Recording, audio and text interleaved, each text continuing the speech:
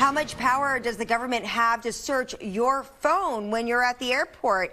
Might be more than you think. Yeah, that's right. Our chief legal correspondent, Katie Barlow, was in court today on a case about this issue. A very interesting issue at that, Katie. So tell us, what was the answer?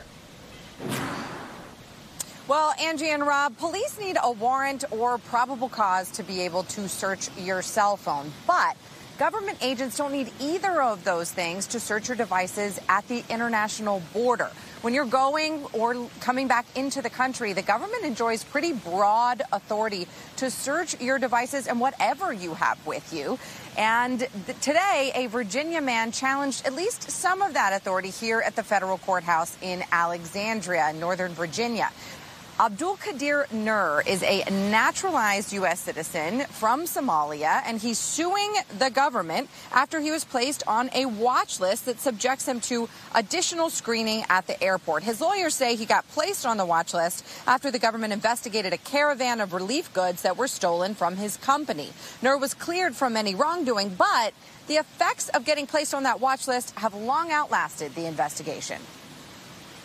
He was locked in a room. Officers, some of whom identified themselves and some of who didn't, would ask him questions, invasive questions. Eventually, he would stop responding to those questions, as is his right. During the beginning, he did. They would take his device and demand his password, and then they would just leave him in the room for several hours. And then they finally let him go, which they have to because he is a U.S. citizen, not accused of a crime. He has an absolute right to enter the country. The government disagrees with some characterizations of the seizures, including the length of time Nur was detained. They emphasize that the government's power is at its peak at the international border in order to protect national security, and that customs officers have long been permitted to search devices without heightened suspicion, whether you're on a watch list or not.